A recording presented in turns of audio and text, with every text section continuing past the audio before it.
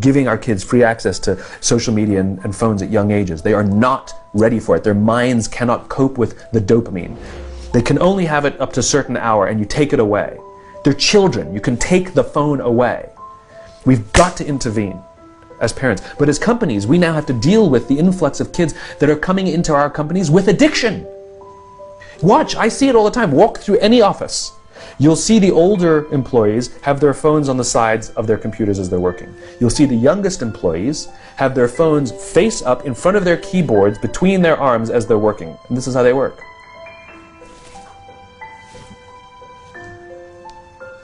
And the science is alarming. They did experiments on mice where they did the multitasking. They put flashing lights to mimic going from the computer to the cell phone, the computer to the cell phone to the TV. The mice that were exposed to the changing lights, it took them 3 times longer to solve a maze than the mice that weren't, and the damage was permanent. There is a subconscious reaction to these devices when we use them, okay? What if I were to hold my phone while I'm talking to you? I'm not checking it, it's not buzzing, it's not beeping, I'm nothing, I'm just holding it. Do you feel at this moment that you are the most important thing to me right now? No, you do not. Because there is a subconscious reaction we have to the device. When it is out, it makes the people around us feel that they are less important. So when we're walking down the halls in our offices and somebody says, hey boss, can I ask you a question? You go, sure, what's on your mind? We've just told them they're not that important. Or we can go, sure, what's on your mind? And if you don't have a pocket, find a shelf, put it on the shelf, come back and say, sure, what's on your mind?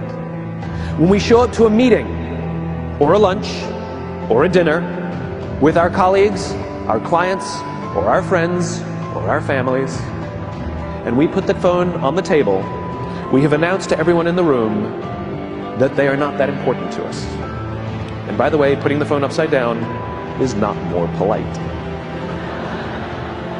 My favorite one is when the meeting or at a lunch with someone, that the phone will ring and the caller ID will pop up and they will go, I'm not going to get it.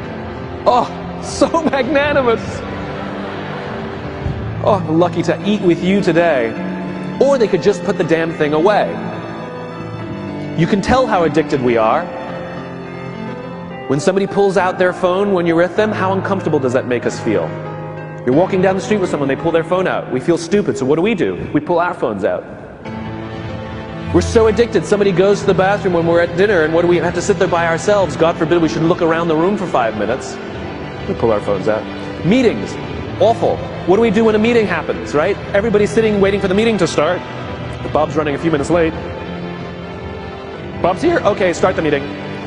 Do you know when relationships are built? All that in between time.